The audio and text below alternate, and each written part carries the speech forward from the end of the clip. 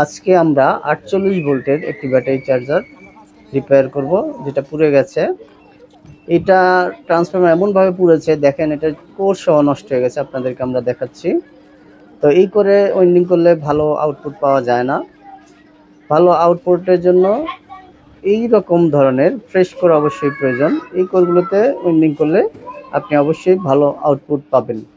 তো এটা ওয়েল্ডিংয়ের জন্য প্রথমে আমাদেরকে কটন টেপ নিয়ে নিতে হবে, যেটা দিয়ে আমরা কোরের গায়ে ইনসুলেশন করব।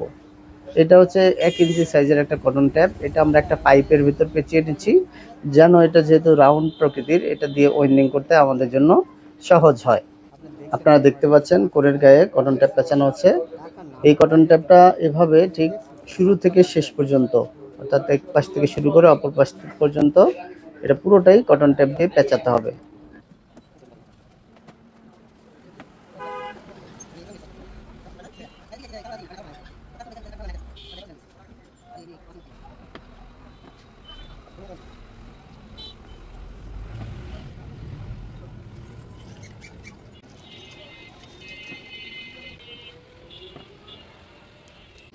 আপনারা দেখতে পাচ্ছেন যে আমাদের পুরো কোরটিকে কটন টেপ দিয়ে পেঁচানো শেষ হয়ে গেছে। তো এখন আমরা এই টেপটা কেটে ফেলে এটাকে জোড়া দিয়ে দিব। আর এখানে দেখতে পাচ্ছেন আপনারা পাইপটার ভিতরে সুপার এনামেল কপার ওয়্যার পেঁচানো হচ্ছে, যেটা দিয়ে আমাদের ওয়েন্ডিং হবে। আর এটা হচ্ছে প্রথম প্রাইমারি সাইড। প্রাইমারি সাইডটি ইনপুট লাইনের সাথে সংযুক্ত থাকে। এটি সাধারণত 230 ভোল্ট হয়ে থাকে। এই গ্লু স্টিকের মাধ্যমে আমরা এই যে কটন টেপটাকে এখানে আটকে দেব। গ্লু স্টিকটাকে পুড়ে নিয়েছি, না হলে এই কটন টেপটা থাকবে না। তো এই গ্লু স্টিকটা দিয়ে আটকানোর পরে এটাকে আমরা সুন্দর করে কেচি দিয়ে কেটে দিব। আপনারা দেখতে পাচ্ছেন এটা হচ্ছে কটন টেপ। এটা দিয়ে পেঁচানো শেষ হয়ে গেছে। এই যে এটা ছিল কটন টেপটা। এখন আমরা এই টেপটা দিয়ে পেঁচাবো। এটাকে হিট প্রুফ টেপ বলে। এই হিট প্রুফ টেপটা দিয়ে আমরা দ্বিতীয়বার পেঁচালে এই ট্রান্সফরমারটার বা চার্জারটার স্থায়িত্ব অনেক বেড়ে যাবে, কারণ এটা হিট প্রুফ হওয়াতে এটা আগুন ধরে না বা পোড়ে না। আমরা ঠিক ওই একই নিয়মে হিট প্রুফ পেপারটা দিয়ে এর পুরোটা পেঁচাবো। ভিডিওটি আমরা একটু ফাস্ট ফরওয়ার্ড করে দিচ্ছি, না হলে অনেক লম্বা ভিডিও হয়ে যাবে।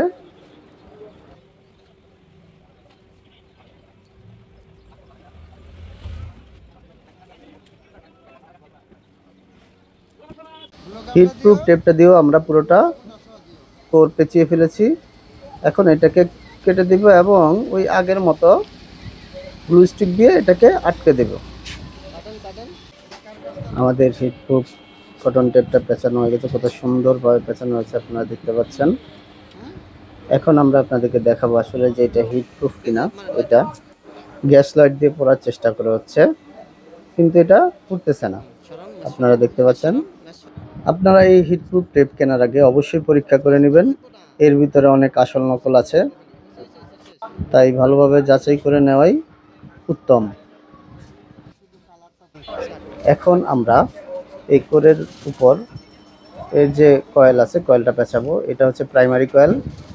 এই প্রাইমারি কয়েলটা আমরা পেঁচানো শুরু করেছি।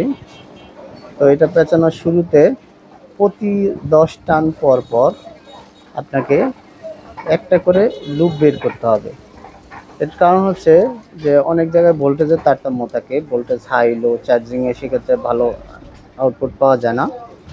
তো ভোল্টেজ যদি এই লো থাকে, সেক্ষেত্রে এই ট্যাপগুলো খুব কাজে লাগে, যে ভোল্টেজ অনুযায়ী একটা ট্যাপ আপনি ব্যবহার করতে পারবেন। এরকম 6টা ট্যাপ বের করতে হবে আপনাকে টোটাল। যে আপনারা দেখতে পাচ্ছেন যে কিভাবে ট্যাপ রাখতে হয়। 10 টান, প্রতি 10 টান পর পর আপনারা তারটাকে ডাবল করে এভাবে একটু ট্যাপ দিয়ে যে কোনো এক পাশে রেখে দেবেন। এখানে টোটাল 2টা ট্যাপ বের হয়েছে, প্রথমটা সহ 3টা, এরকম মোট 6টা ট্যাপ বের করতে হবে। প্রাইমারি সাইডের এই কয়েলটা পেঁচানোর জন্য 19 নম্বর গেজের তার ব্যবহার করা হয়েছে, SWG 19 নম্বর স্ট্যান্ডার্ড ওয়্যার গেজের। এবং এখানে 500 গ্রাম তার আছে, অর্থাৎ এটা যে পুরান তারটা ছিল প্রাইমারি সাইডের, ওইটা ওজন দিয়ে 500 গ্রামের তার এনে তারপরে এটা ওয়েন্ডিং করা হচ্ছে।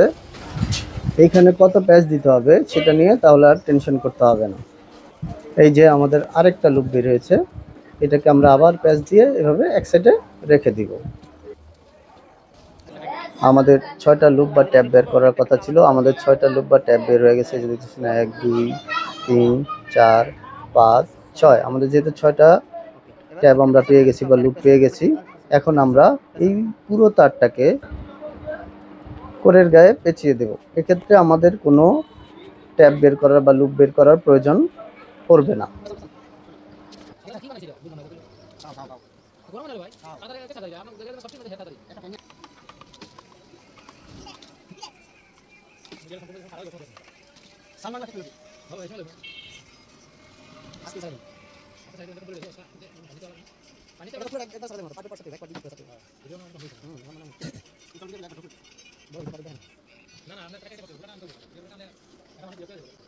আপনারা দেখতে পাচ্ছেন আমাদের প্রাইমারি সাইডের ওয়াইন্ডিং শেষ হয়ে গেছে।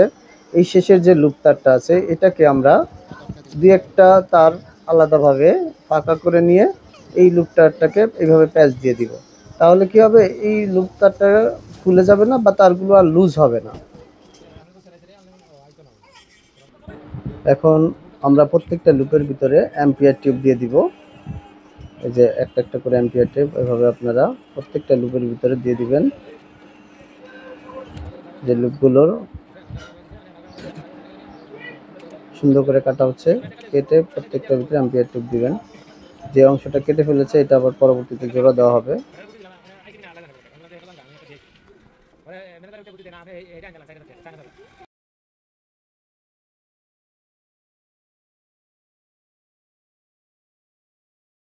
আপনারা দেখতে পাচ্ছেন আমাদের ওয়াইন্ডিং শেষে কয়েলটা কত সুন্দর দেখা যাচ্ছে।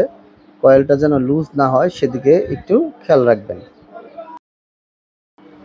তো এই ওয়াইন্ডিং এর উপরে আমরা আবার যে টেপটা আছে হিট প্রুফ টেপটা, এটা আবার পেঁচিয়ে দেব। কারণ হচ্ছে এই টেপটা পেঁচানো শেষ হলে আমরা এটার উপরে আবার সেকেন্ডারি সাইড মানে অর্থাৎ পরের কয়েলটা, সেকেন্ডারি কয়েলটাকে আমরা ওয়াইন্ডিং করব, যেটা থেকে 48 ভোল্ট বের হবে। এই প্রাইমারি কয়েলটা 230 ভোল্টের আর সেকেন্ডারি কয়েলটা হবে 48 ভোল্টের। এই কটন ট্যাপটা পেঁচানোর সময় আপনারা এই যে এর যে লুপগুলো আছে এই লুপগুলোকে এক সাইড করে সুন্দর করে এভাবে দিয়ে দিবেন, তাহলে আর লুপগুলো কোনো ক্ষতি হবে না।